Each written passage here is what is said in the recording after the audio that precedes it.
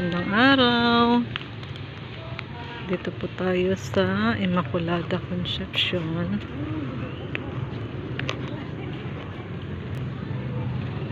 Ang simbahan dito sa Colyon. Na ilang dekada na po ito. Bago pa man dumating yung mga Hapon. Ayan, pasok po na tayo dito sa Immaculada Concepcion Church. Ayan. Malaki po ito. Tingnan po natin itong ano niya. Ayan, yung Immaculada history. So, since 1622 pala ito. Ayan. So, almost 401 years na po ito.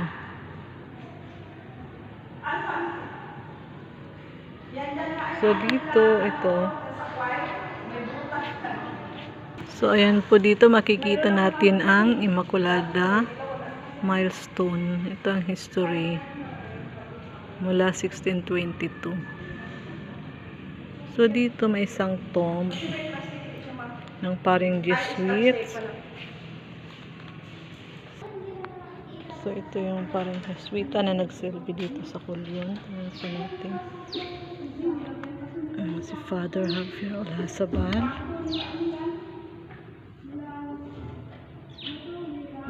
So, nag-serve siya dito sa Colyon since 1971 to 1980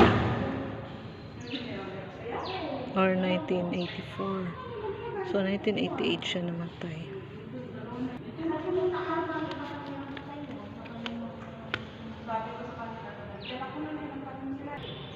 So, ayan, dito po lalabas tayo.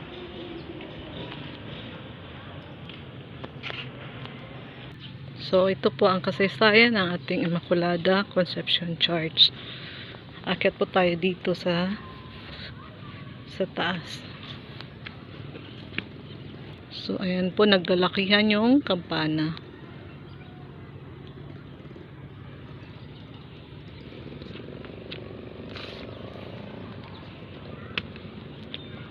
So, akyat po tayo sa tuktok nito.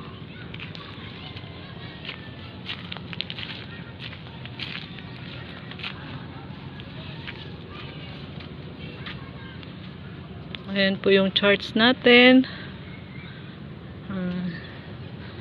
Na 400 years nang itinatag dito sa Colyon.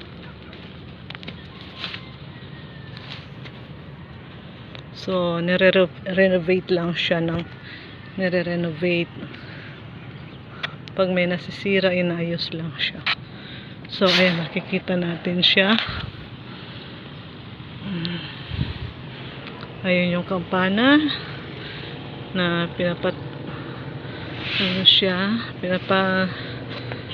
kampana tuwing araw ng linggo, hudyat na ng simba. Tsaka tuwing 6 na ng gabi, hudyat na ng Angelus.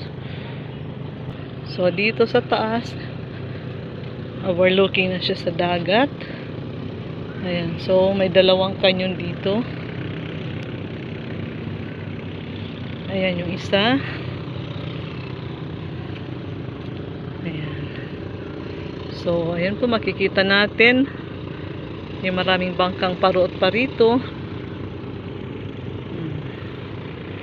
Ayan po yung view ng sa likuran natin.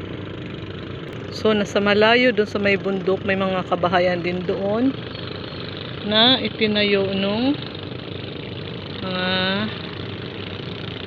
nasiraan sa bagyong Yolanda. So, binigyan sila ng pabahay.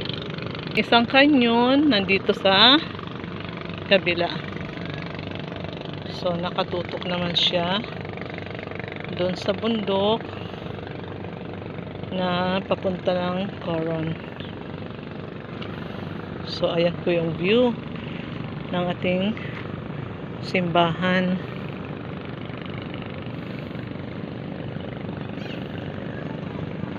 So, ayan po.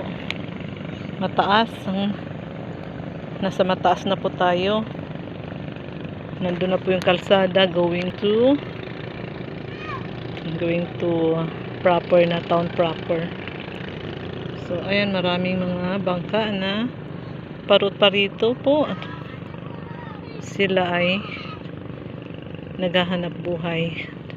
Yung iba nangangawil. So ayan. So dito pwede pang umakyat.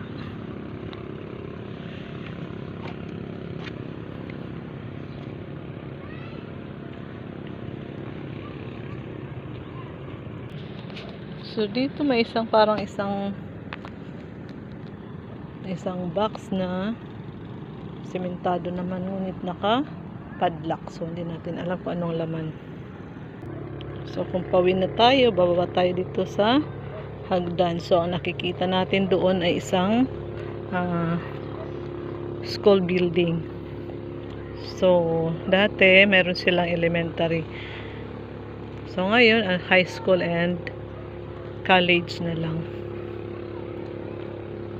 So sa medyo di kalayuan, makikita natin yung hospital. So maswerte po tayo dito. Ayan, may malaking simbahan, may colleges, may hospital, at nandyan lang yung ating dagat. So till next time po, at marami pa po tayong ikikwento. Gandang hapon. So ayan po yung front view ng La Immaculada Concepcion. Thank you Mama Mary sa paggabay sa amin. Maraming salamat.